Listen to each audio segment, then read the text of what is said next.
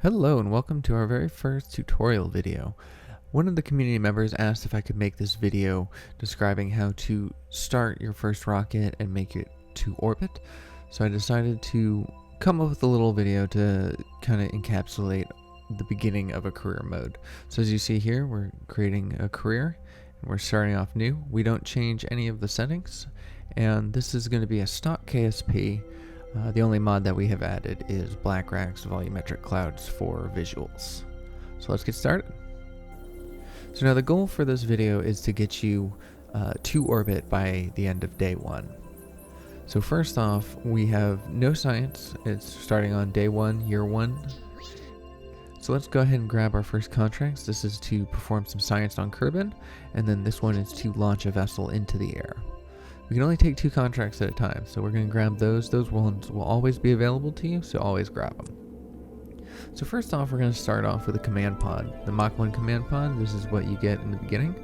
And I want you to go here where it says monopropellant and just disable it. We don't need any monopropellant for what we're doing right now, and all that is extra weight. And when it comes to spacecraft, every ounce you can scrape off is worth it. So now we're going to go ahead and stick a mystery goo on there. But we're going to put it on this side. It's not going to matter that much, but we want to start getting an idea of the directionality of our spacecraft. By putting it this side, the idea is that the torque would pull it east, and you want to go east with your rocket. Next, we're going to put on a parachute, and we're going to give it a little bit of extra room to deploy so it comes out earlier. But you don't need to do this. Only once you start understanding what those numbers mean, you can start fiddling with it more. So now all we have left to do is add our booster. If you right click on any of the parts in the side here, you can see some more information. So we're going to take our booster, and you have some options here. You can limit the thrust so it doesn't thrust as much, or you can limit the fuel. We're going to limit the fuel for this first rocket because we don't need it to go very high. It just needs to launch into the air. And lastly, before we go, we're going to check our stagings over in the bottom right, and if all goes well, then the rocket will fire well. You do not want your parachute on the same stage as your rocket fire. Then lastly, we check to make sure that we have a pilot, and then we put it on the launch pad. So now the first thing you want to do is do your science experiments from the launch pad. So we have this here. We can either keep it or transmit it, but if we transmit it, we won't get the full amount of science, so we're just going to keep that for now. And then now we're doing a crew report, and as you can see, we can get the full amount for transmitting, but we don't have any communication devices on it. So that's just going to stay in the command pod. So now we EVA Jebediah, and the first thing we want to do is take the data from the command pod. It's a good habit to build, and that will reset your crew report so you can do another. We're going to go ahead and do an EVA report, and we're going to jump back into the capsule, and we're actually going to recover it. We're not going to launch that first rocket. So we've got some science here, and we've recovered 100% of our funds since we didn't leave the launch pad. So that was basically just free science and free funds since we completed a contract. So we've got a couple things we can unlock here, but we're going to focus on the engineering first because that gives us another science experiment, which is the most important thing. At this early stages, science is going to be the name of the game, and that's going to be able to push you forward. So now all we need to do, we're looking at our missions right there, all we need to do is launch the craft. Here's some data that you can utilize, but I don't end up using that until much later, so don't worry about that. So now that we've unlocked some things, we're going to put the thermometers, the new science experience we unlocked, and we're going to put 2 on there. And the idea is that one of those will be grabbed from the launch pad, and then the other one will be grabbed from the atmosphere. The other thing we want to do is throw on a decoupler. Having a decoupler, having the least amount of weight when you're bringing your craft down to the surface will help to slow you down. And of course, we want to check our staging and make sure that everything is staged correctly. But of course, I forget to put the antenna on there, so I go ahead and bring that back so I can put this. There's 2 types of antennas, one which is extendable and the other one which is not. We are going to take the one which is not because if you extend an antenna while going through the atmosphere, there's a good chance that it will break. So we want one that's just static. We can use the WASD and QE keys to rotate that, just so you know. Alright, now the first thing we're going to do is we're going to grab a temperature scan from the surface, And as you see here, we don't get full science for it, but we are going to transmit it just to show you that it is transmitting. But of course, transmission takes battery, and we didn't put any extra batteries on here because we didn't have any unlocked. So we can only really do one transmission. So now what I'm doing is pinning all the experiments to the side by using that thumbtack button. And then we launched, and now I'm going to just perform the experiments. We're going to just keep them all since we don't have the battery to transmit, and most of our experiments are better to be kept anyways. So we're going to hit the thumbtacks and right click to get those windows out of there. We checked our missions and we see that we have successfully completed that mission to launch into the air. So now we are going to decouple, and there's a couple ways you can do this. Firstly, you can right click on the decoupler and it gives you the option right there to decouple, or you can hit the spacebar as long as that stage is the next stage. Now we're going to watch as the thruster goes down. We activate our stage for the parachute, but we're going to keep our eyes on that thruster. The buildings of the KSC can be destroyed by falling debris. It would cost money to get them repaired, and so it's always a smart idea not to have debris fall down near your KSC. So luckily, it was just a trick of the eye that made it look like it was going far enough, but it actually avoided all of the buildings, all the launch pads, everything, so all good. And it slams into the surface. And now we're coming down at a slow 5.5 meters per second, so we're going to go ahead and physics warp. When you're in the atmosphere, you can only physics warp, not time warp. And physics warp can be seen as the 4 arrows in the top left corner. And what that is it speeds up time, but it still applies the physics to your craft that would be happening normally, whereas time warp it doesn't. Real fast, while we have a chance, I'm going to go look into the settings and we're going to tell you some of them. So first off, you want to turn this camera wobble down outside and inside the craft. It can get a little much. The next thing you're going to want to do especially is turn on advanced tweakables and extended burn countdown. These are 2 things that will help you out immensely, and we can talk about those in another episode if we need to. So now we're just going to gradually descend back to the surface, bring Jebediah home, and all that science. The thing about these first few launches is you're going to really want to maximize your science gains and your contract gains. It may take some time, it may take some practice, but you can really min-max your way into getting the most amount of science and funds for the least amount of launches possible. I should have put another mystery goo container in here because I landed in a new biome and I could have gotten more science from that just by having the mystery goo here, but I did not prepare for that. So thinking about your mission beforehand, just trying to plan out every opportunity that you can get for science is going to be a good habit to build. So we took a crew report, we took an EVA report, and now it is time to bring our craft home. So look at all that science we got. And once again, it wasn't 100% of our parts, but it was still enough that we didn't spend too much money on the craft. So now we've got a bunch of science and a bunch of different things to unlock. The radial decouplers are going to be important. These heat shields are going to be important, but mostly we want more science. So this press mat barometer is going to give us exactly what we need. We also get access to some radial parachutes and a service bay. That's a very good node to unlock. And since we have more science, we're going to go ahead and unlock that one as well. And I wasn't planning on unlocking this one, but we have the science, so might as well. So now we're at the first 3 nodes unlocked. Now we're going to take a second look at contracts. Here's some contracts up at top. The observational surveys and the focus temperatures require you to go to a specific location. And we can't do that right now. We can't specify where we're going to land. We just don't have the technology. These are contracts that are good for making planes. So we're going to ignore those for now. What we want to look for are the test contracts, but this one requires us to be at a specific altitude and a specific speed. Once again, we don't have the ability to do that. This one just requires us to test at the launch site.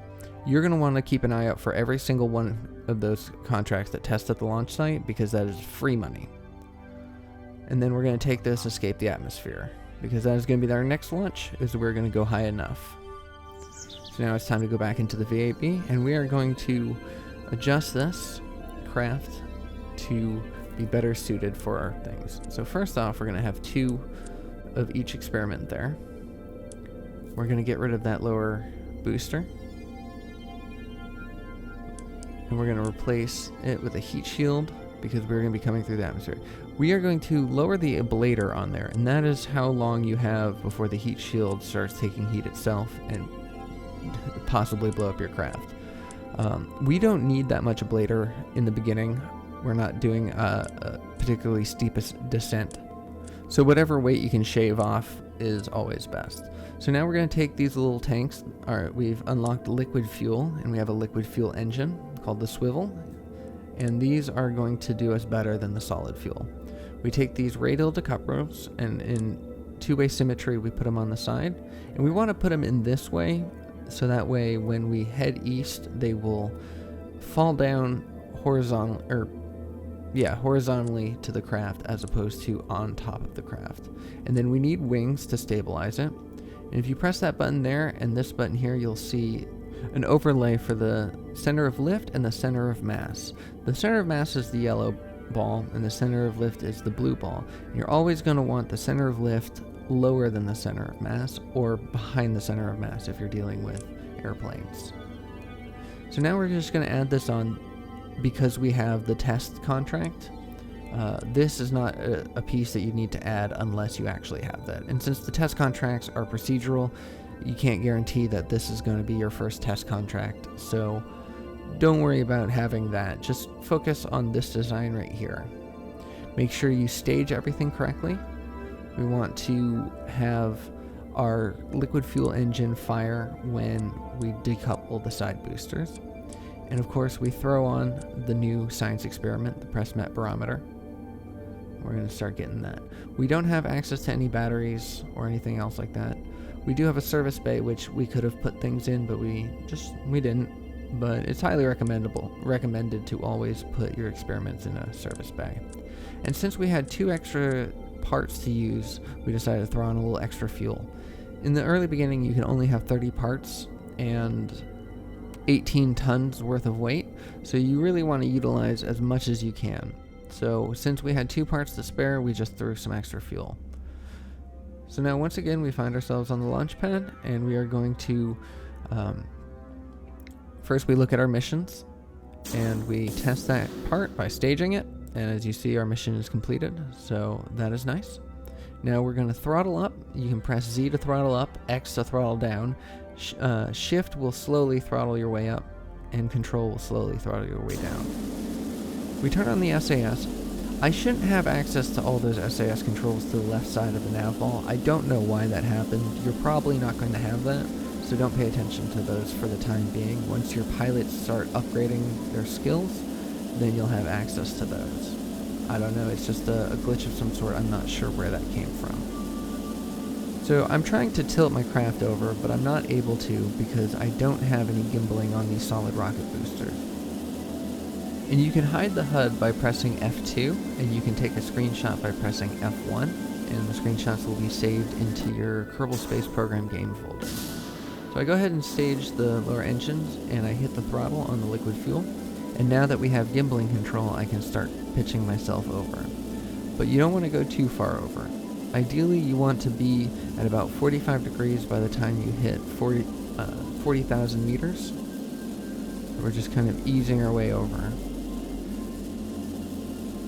There are certain tricks that can get you better ascents. This is called a gravity turn, so I recommend looking at a tutorial specifically on gravity turns. I am not the best. I do not make the most efficient gravity turns, but I can try to explain it in a short if that is something that people are interested in. So I do this a little early at 32,000 feet. I typically don't try to pitch over this far until we get to 40,000 feet, but look at that too. You can get some great shots using F2 and F1. But anyways, around 40,000 feet I pitch towards the horizon, and it pushes out our orbit farther, but of course we don't have enough fuel to orbit, not in this craft anyways. But this craft was just meant to escape the atmosphere. And once you hit 70,000 meters, you have done that. So we are now in space. We're in low space, which means that we have a bunch of new science experiments to do. And of course, the farther away you are from Kerbal, the more science everything is worth. So that one we got full science for transmission, so we went ahead and just transmitted anyways. But again, we didn't have any extra batteries and we don't have any solar panels. So that just utilized most of our electricity right there. But it's not going to be a problem on this first launch.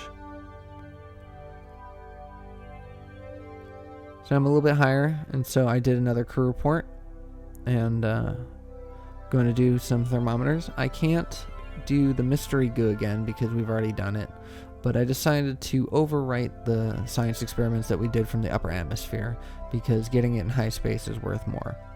Now here I pressed the button to hold retrograde using the SAS. I shouldn't have done that. I apologize about that. This is what you're going to be doing later on once your pilots are leveled up enough to hold prograde and retrograde. But on your first descent, you're going to be doing this manually. So what you're going to want to do is point your heat shield towards that little icon on the nav ball and hold it as much. Now here's a trick for coming into re-entry. You can press Q and E to spin your craft, and by spinning your craft you dissipate the heat so it doesn't hit one piece too much at a time. By right-clicking on our heat shield, we can see our ablator usage. And if you see those little heat gauges right there, that means something is getting too hot. And so it's a good idea to start spinning your craft so that way you can keep from one part getting too hot or another. And then after a while, the heat will dissipate and you are almost guaranteed to come home safely.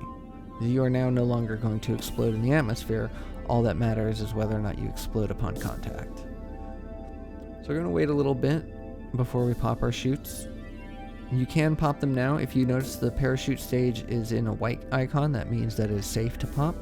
If you see a yellow icon, that means it's risky. And if you see a red icon, it means that if you stage that, you will lose your parachutes. I right-clicked the heat shield and chose jettison. You don't need to do that. I don't really know why. I thought I was going to show you that it was a possibility to do it, but it started getting stuck on the bottom, so I'm trying to roll over to get rid of it, but I couldn't, so I decided to give up on that. I would recommend not jettisoning the heat shield until your parachute's actually popped, so you don't have to worry about it coming back and hitting your craft.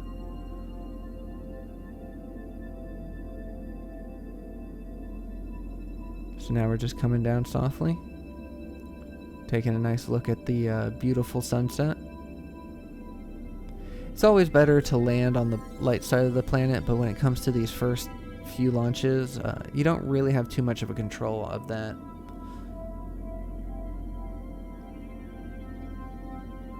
Once again, the only mod that I'm using is Blackrack's Volumetric Clouds, and I highly recommend it.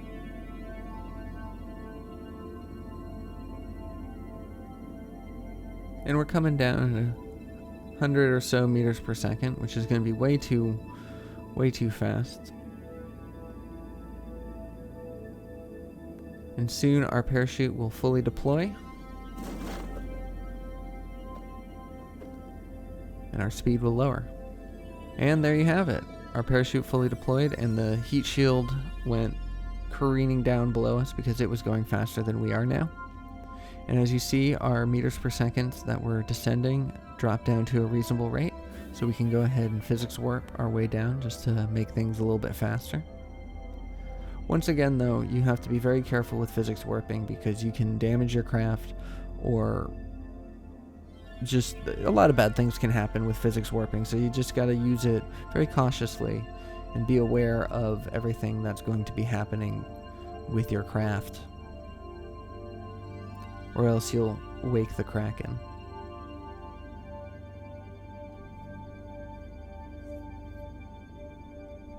So 400 meters up.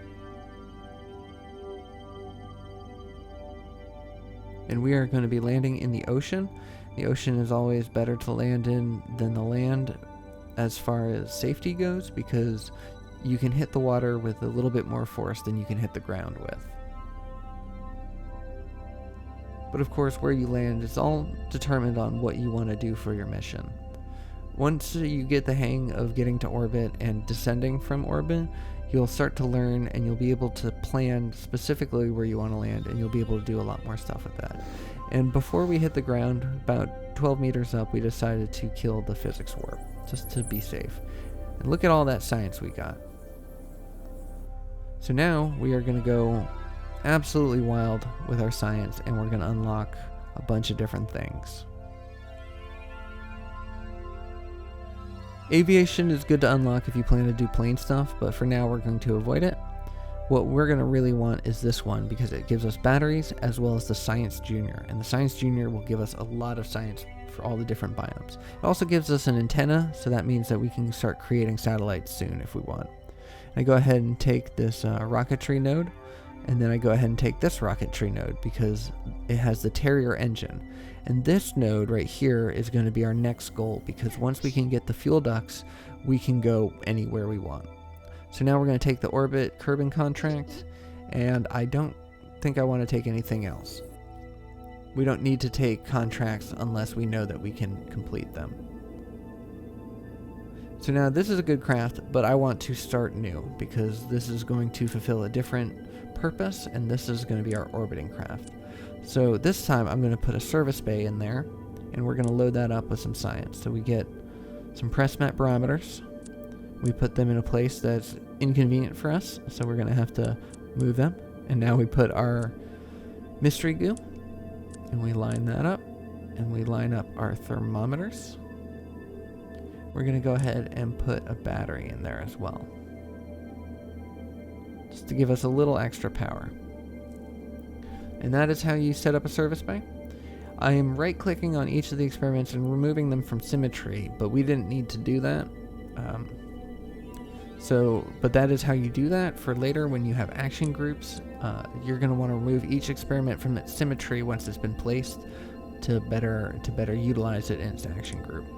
So once again, we put a heat shield and a decoupler and some more liquid fuel tanks, but this one we only put a few, and we put the Terrier engine on it. That is going to be our in the vacuum of space engine. Certain engines are more efficient in space, and other engines are more efficient in the atmosphere. So it's very important to know which engine to use and why. I can make another little short on the difference between that and how to read the ISP again down the road. This is going to be the first little tutorial that I've done, so I don't want to overload with too much information. So now we're going to put on these side boosters, and these are some hefty boosters. So we're going to need to make sure that our center of mass is in an appropriate situation, and our center of lift is behind it.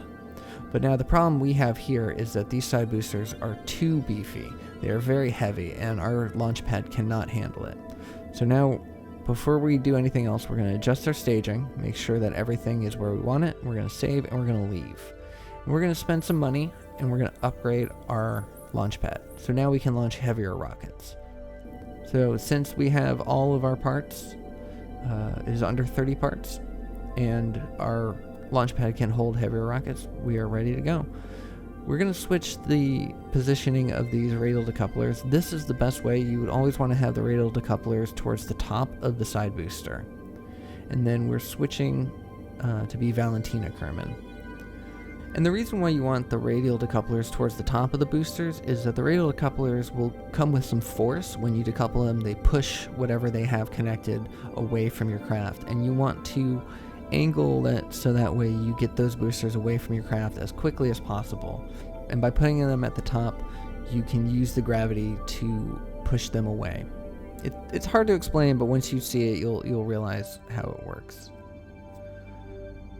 So now we are ready. We are going to be launching with our SRBs first, and at some point during our launch, we are going to activate our liquid fuel engine. But first, we want to get our science experiments ready. So, as before, we're going to go ahead and pin each science experiment in a place where we can access it as we go along, because trying to click on these pieces mid-flight, especially if they're inside a service bay, is not the easiest task to do. So by starting early and pinning them, you're saving yourself a lot of hassle. So we're going to close up that service bay now. And as you see here, we're gonna adjust our throttle so it's up just a little bit, and this is our liquid fuel engine only throttle. The SRBs will just fire.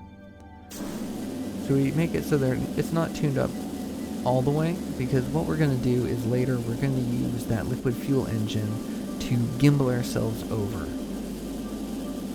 But for now, we're just gonna rely on the SRBs. You don't want to start tilting over to start your gravity turn until at least 100 meters per second. Depending on your thrust to weight ratio, you may want to go a little bit farther than that. So now I activated the liquid fuel engine, so it is firing as well, and is using its gimbal to kind of pitch us over a little bit. But of course, since it's going to be lifting us into space, we don't want to utilize all of our fuel. We just want to have a little bit of control.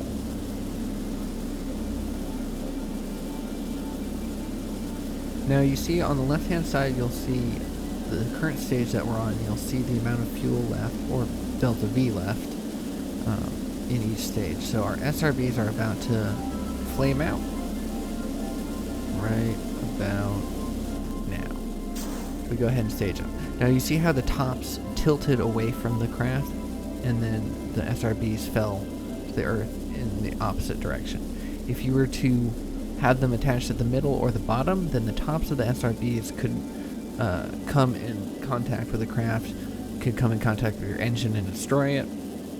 All sorts of bad things. So it's always best to have your radial decouplers towards the tops of your SRBs or side boosters or whatever. Later, once you unlock different types of engines, you can find the Separatrons, and those will be tiny little engines that will do the same thing, which will make things easier. But then again, that's much down the line from day one. So now we're at about 40,000 meters, and so we're going to start pitching sideways. Get a nice view of the galaxy. We're going to kill our engine a little bit. I go ahead and take a look at the map. I'm not really at an angle that I want, so I decide I'm just going to use the rest of the fuel. Doesn't matter. We have our Terrier, and our Terrier engine is very efficient in space. We can get a lot farther in space with a Terrier engine than we can with a swivel, so I'm not too concerned. We're just going to burn off the last of our fuel. We're going to do some experiments, but I already have some of these experiments in low space. So we stage off our lower engine, and as you can see, it is going to be on the same trajectory that we are, so that means that it is going to be coming back to the planet. So now I'm going to try to time warp to the top of my orbit. I did go a little too close to the top of my orbit, so you do a little bit less than where I am at. But then I'm going to burn prograde, which is the direction that we are heading in. And by doing this, we're going to extend our orbit around to the other side of the planet, and therefore achieve orbit.